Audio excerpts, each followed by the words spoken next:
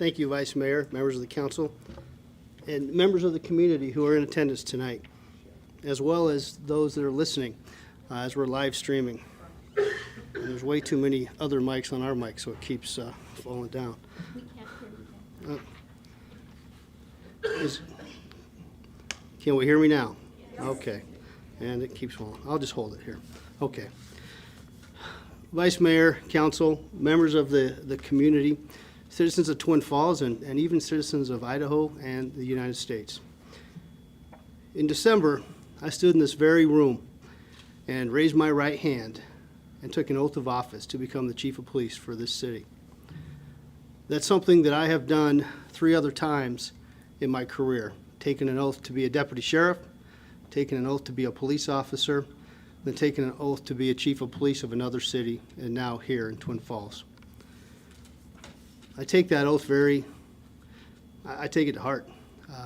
Part of that oath is that I will do everything that I can within the rule of law, within the United States Constitution, the Constitution of the state of Idaho, to make sure that what we do at Twin Falls Police Department is to reach our mission of and protect and serve everyone.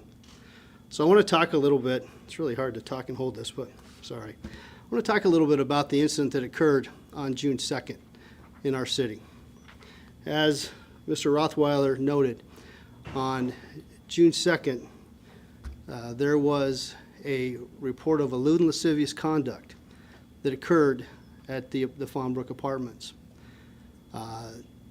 That case, the phone call came into the Twin Falls Police Department's Communications Center. And the original call was for something a lot less serious than a sexual assault or a lewd and lascivious conduct. However, when people called in several minutes later and requested medical aid, officers, and subsequently detectives were soon dispatched. It's important on cases like this and these types of investigations that all of us, me as a chief, members of council, and members of the community, understand that the number one priority is the victim. We can't forget this. We have a young girl who has been victimized, and part of my oath to serve those victims is to make sure that it's done with the proper protocol and to make sure that we don't re-victimize the victim. I think where we're at in the 21st century, not only in law enforcement, but just in the United States, we have a lot better understanding of how to deal with victims of sexual assault than we did even 26 years ago when I first got into this profession. We have come a long ways, and we do a really good job with how we deal with victims of these types of heinous crimes. The individuals responsible for this crime, for this incident, 2 of them have been arrested and taken to the Juvenile Detention Center. That happened on Friday. You need to understand that these types of cases take a long time, and just in a little bit, I'm going to talk about how we investigate these types of cases. But I think the community, city council, everybody has a right to know that the 2 offenders are in fact currently incarcerated in the Juvenile Detention Center here at Snake River Juvenile Detention. I think we're all aware that the handling judge has sealed this case.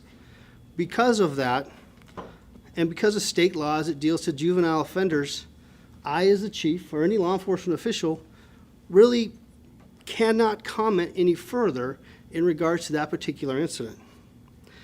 But what I would like to do is to first talk about some of the things that didn't happen, because there's a lot of misinformation on social media. A lot of stuff that, quite frankly, I don't know if they made it up or what, but it's just not true. And I'd like to address a few of those issues.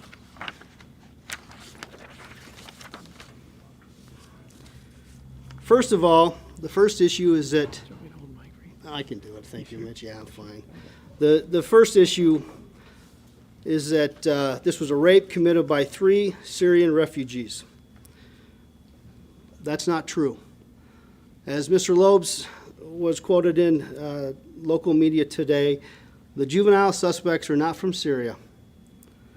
In fact, they are from the countries of Sudan and Iraq.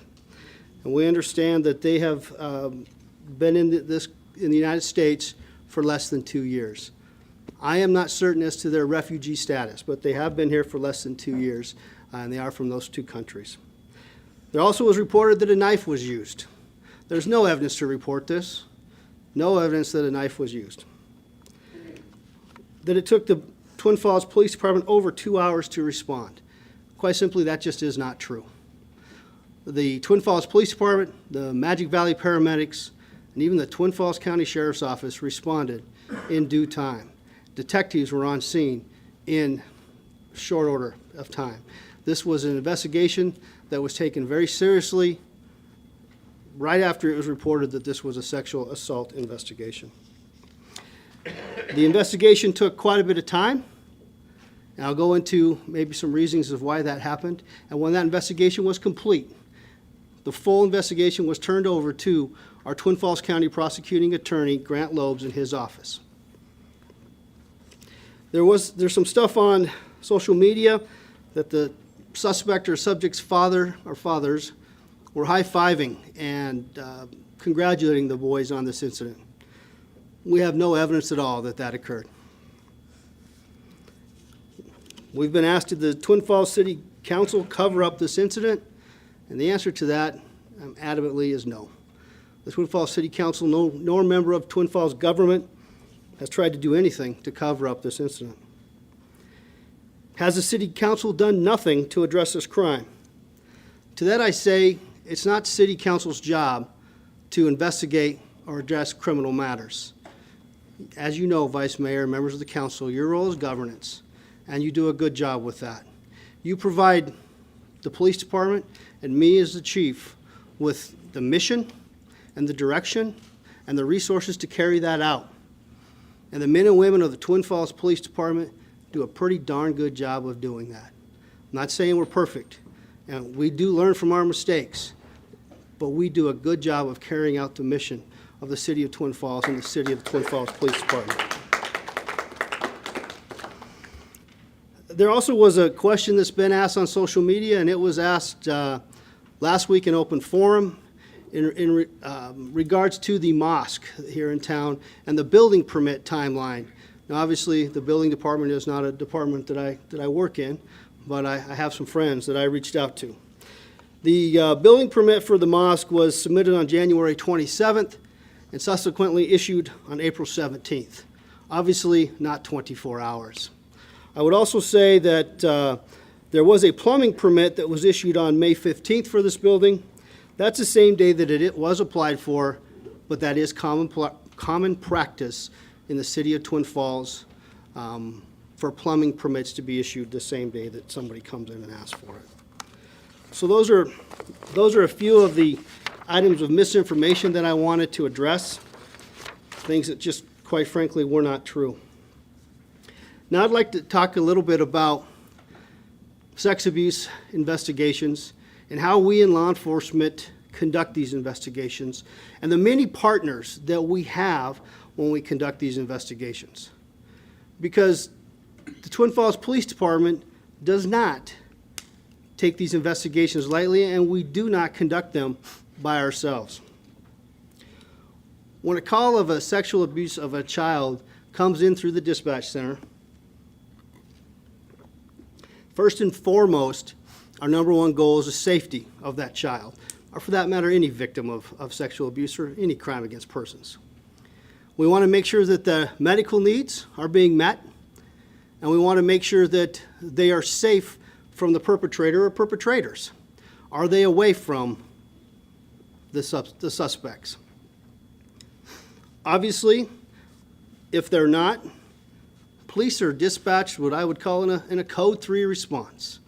We come in with lights and sirens and get there to try to stop the act in progress if that's what we have to do. More often than not, when lewd and lascivious conduct is reported to law enforcement, it is reported after the fact. It is reported when that incident is actually no longer happening, and the victim, most of the time, is in a safe place. Therefore, our first after that is to get the medical aid to the victim. And dispatch patrol officers and/or investigators to make sure that all evidence is collected and that statements are taken.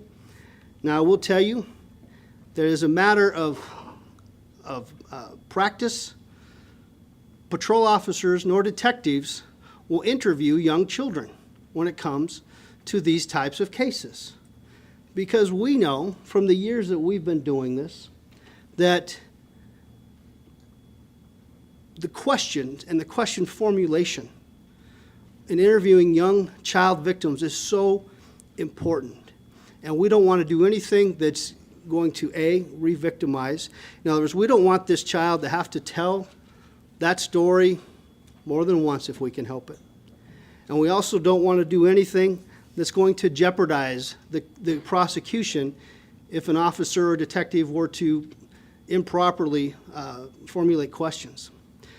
So here at Twin Falls, in the Magic Valley, we're very lucky. We have some great partners. One of those partners is CARES. CARES stands for Children at Risk Evaluation Services. CARES works in conjunction as a part of St. Luke's Regional Medical Center here in Twin Falls. CARES is an organization that each and every day saves lives. CARES is a partner that we in law enforcement, not just with Twin Falls PD, but also the Sheriff's Office and other partners, rely on so often for these types of investigations. We have a protocol within Twin Falls County.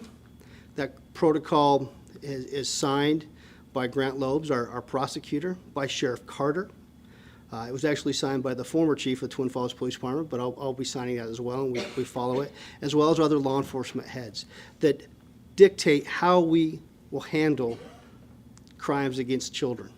So that we as departments, whether here in Twin Falls or in the city of Buell or any of our law enforcement partners in the county, we all do this the same way. There is a method to how we do this.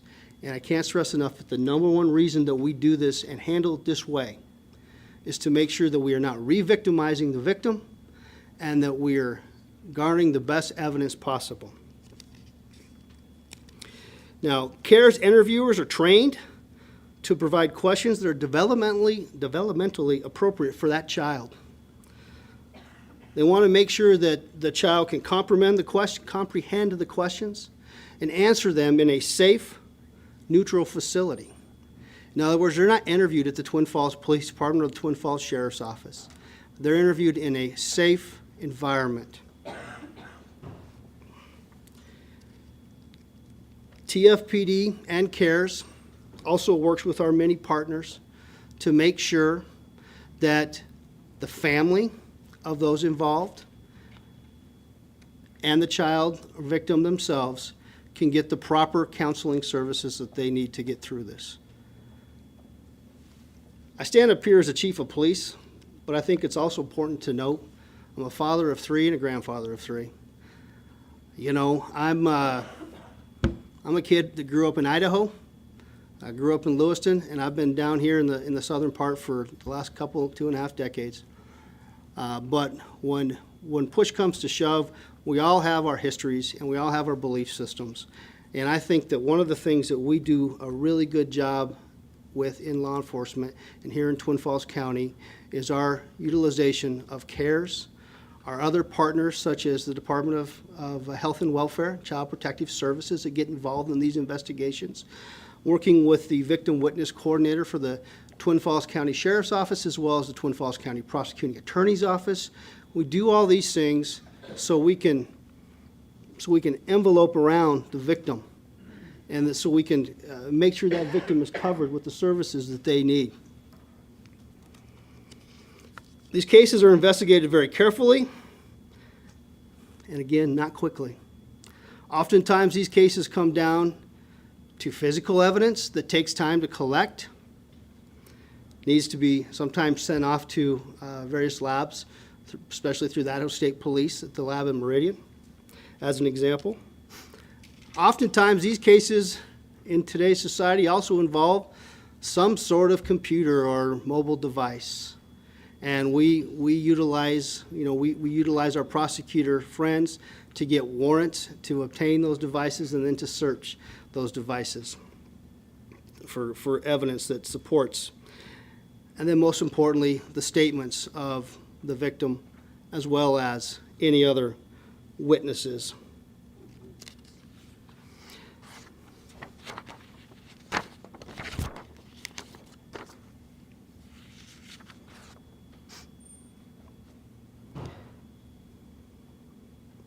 I would also say that with CARES, they are a great resource when we have young offenders. Because in my 26 years of policing, of which several were spent investigating these types of crimes, lewd and lascivious crimes, oftentimes when the offenders are young, you have to ask yourself, where did they learn this? Were they in fact victims themselves? And so the folks at CARES, our great partners at CARES, we utilize them for those interviews as well, because they are, again, properly trained in forensic interviews, and they can interview those people, those youngsters, and make a determination as to whether or not these children are displaying inappropriate sexual behavior and why these children are acting out. Again, like I said, young children don't usually act out this way. Unfortunately, sometimes they were victims themselves or maybe learned it from an older sibling or neighbor or something along those lines. So we have to try to find those things out in investigations such as these. So in closing, I want to make sure that you, as a city council, I want to make sure that our community, and not just Twin Falls City, but this community, the Magic Valley community in our state, understands that law enforcement takes these types of allegations very seriously. However, we can't act on them within an hour. It's not like a crime show. It's not like TV. Unfortunately, we don't respond and solve everything within an hour. To try to do that would not be fair to the victims involved in cases such as these. We need to take our time. In the incident that we're here to discuss tonight, again, I will tell you that the investigators took their time appropriately. They worked with CARES to make sure the right interviews and everything was done right. And then this case was submitted and reviewed by our partners at the prosecutor's office, just like any of these cases. And so that's why we're here tonight. I know that the community and even the national community is asking a lot of questions. I hope I've cleared up a lot of the mistruths, a lot of the information that is out there in social media that just isn't true. I mentioned at the beginning that I took an oath right here in this room, and I took that oath and pledged to you as a council and to this community that I would do my best as a chief to protect and serve everyone. I don't care who they are. I don't care what color they are. I don't care how much money they have or don't have. And I don't care where they're from. If they're within the jurisdictional boundaries of the city of Twin Falls, it's my job to make sure that they're protected. And if people violate the law, same thing goes. I don't care where they're from. It's my job to make sure that we investigate these cases properly and that these cases are presented to our partners at the prosecutor's office in a fair and just manner, and then that part of the criminal justice system will take over. Thank you very much.